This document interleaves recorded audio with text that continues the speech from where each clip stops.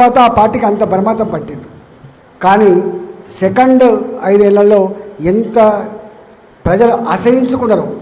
ఎజెండానే లేదు. ఏ పార్టీ ఏ నాయకుడు కూడా చూడలే.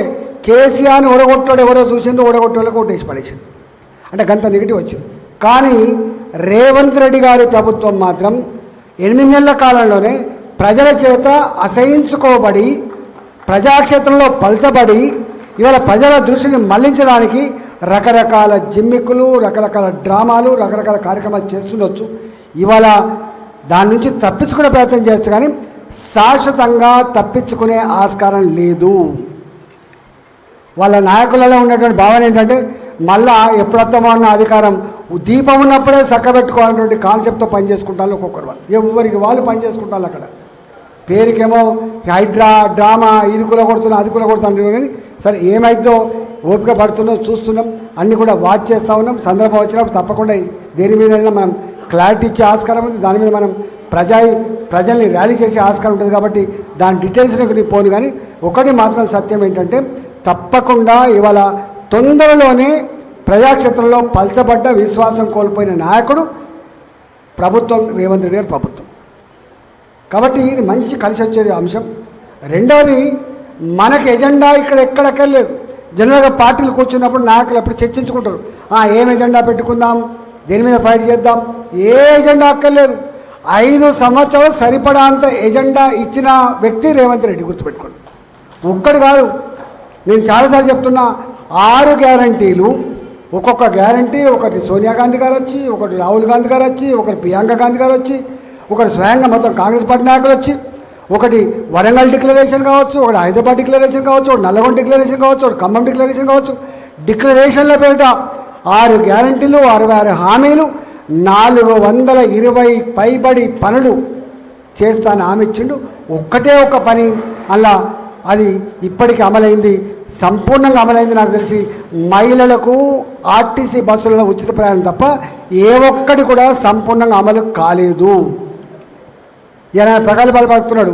రైతు రుణమాఫీ ఆగస్టు 15 చేస్తా అని చెప్పిన సంపూర్ణంగా అమలు చేసే చెప్తాడు. నేను చెప్పడం కాదు, 4 మంత్రులు 4 రకాల స్టేట్మెంట్ ఇచ్చారు. ఒక మంత్రి గారేమో ఇంకా 12,000 పైన ఇంకా మేము రైతాంగాన్ని పే చేయాల్సి ఉందని చెప్పి ఒక ఆయన ఇస్తాడు. ఇంకా మేము ఇవ్వాలి ఒక 10-12 లక్షల మంది రైతాంగానికి ఇవ్వాలని చెప్పి ఒక ఆయన మాట్లాడతాడు. ప్రాసెస్లో ఉందని ఒక ఆయన మాట్లాడతాడు. ఇట్లా రకరకాల మాట్లాడుతున్నారు. అంటే ఇవాళ ఆ 17,000 కోట్ల రూపాయల రైతు రుణమాఫీ కూడా ఎవరికి ఇచ్చిండ్రు, ఎట్లా పోయింది అని దానికి అగ్రికల్చర్ డిపార్ట్మెంట్ ఆధారాలు లేవు. ఇవాళ ఎక్కడ కూడా లెక్కలు లేవు. వీళ్ళే చెప్తున్నారు. వారి ముఖ్యమంత్రి గారి కార్యాలయమే ఒక వైట్ పేపర్ రిలీజ్ చేసి అంకెల పట్టుకిస్తాను తప్ప ఎక్కడ కూడా ఏ డిపార్ట్మెంట్ అడిగినా కూడా ఎంత వచ్చిందో ఇప్పటికే చెప్పలేకపోతున్నారు. వాస్తవం. చివరికి ఫైనాన్స్ మంత్రి గారు కూడా ఆ మాట కమిట్ అయ్యాడు. కాబట్టి ఇవాళ రైతాంగానికి ఇచ్చిన ఒక్క రైతు రుణమాఫీ